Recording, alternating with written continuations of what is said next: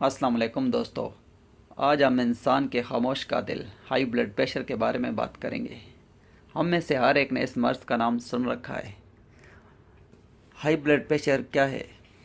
انسانی جسم میں خون کے بڑھے ہوئے دباؤ کو ہائی بلڈ پریشر کہا جاتا ہے۔ اس مرض کے بارے میں یہ بھی کہا جاتا ہے کہ یہ بذات خود کوئی بیماری نہیں ہے، بلکہ اس کی تہہ میں کوئی اور مرض چھپا ہوتا ہے۔ ہائی بلڈ پریشر کی وجہ سے دل کی دیواروں اور خون کی نالیوں پر خون کا دباؤ معمول سے بڑھ جاتا ہے۔ اگر یہی دباؤ لمبے عرصے تک رہے تو دل کا سائز بڑھ جاتا ہے۔ اس کے علاوہ اچانک خون کی نالی پھٹ سکتی ہے۔ پھٹنے والی نالی دل یا دماغ کے جتنے قریب ہوگی، مریض اتنا ہی موت کے قریب ہوگا۔ دوستو، ہائی بلڈ پریشر کی دو اقسام ہیں۔ ایک وہ جس میں مریض کو بالکل بھی اس بات کا احساس نہیں ہوتا، کیونکہ ہائی بلڈ پریشر ظاہری علامات کے بغیر بھی ہو سکتا ہے۔ مریض خود کو تندرست تصور کرتا ہے، جبکہ خون کا شدید دباؤ اندر ہی اندر جسم کو نقصان پہنچاتا رہتا ہے۔ مریض کو اس وقت علم ہوتا ہے جب اس کے گردے یا دل کو نقصان پہنچ چکا ہوتا ہے، اور خدا نخواستہ کبھی کبھی اچانک دماغ کی شریان پھٹ جانے سے موت بھی واقع ہو جاتی ہے۔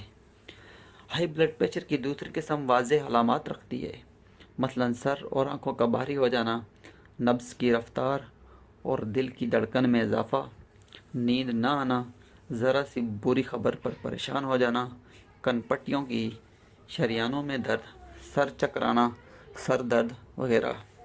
لیکن یہ ضروری نہیں کہ کسی شخص میں ان میں سے کچھ علامات موجود ہوں تو وہ ہائی بلڈ پریشر کا مریض ہے۔ ڈاکٹر کے معائنے کے بعد ہی اس مرض کی تشخیص ہو سکتی ہے۔ دوستو، اب ہم دیکھتے ہیں وہ کون سی وجوہات ہیں جو ہائی بلڈ پریشر کا سبب بنتی ہیں۔ نمبر 1، پروٹین کا ضرورت سے زیادہ استعمال کرنے سے خون گاڑھا ہو جاتا ہے اور آسانی سے رگوں میں گردش نہیں کر سکتا۔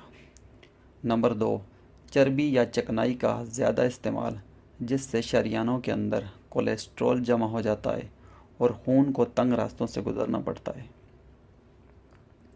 نمبر 3، چٹنیوں، اچاروں اور کولڈ ڈرنکس کا بے جا استعمال۔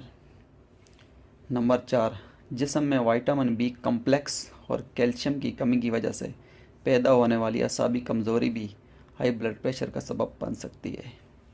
نمبر 5، جسمانی کمزوری بھی ہائی بلڈ پریشر کی وجہ بن سکتی ہے، موروثی جسمانی کمزوری۔ دوستو، اس کے علاوہ ماڈرن دور کی تیز رفتاری، ہر سطح پر مقابلے کا رجحان، بہتر سے بہتر معیار زندگی کی کوشش، مذہب اور اخلاقیات سے دوری، وقت بے وقت کھانے کی عادت، اعصابی تناؤ، تمباکو نوشی، نفسیاتی الجھنیں، موٹاپا اور ورزش کی کمی بھی اس کی وجوہات ہیں۔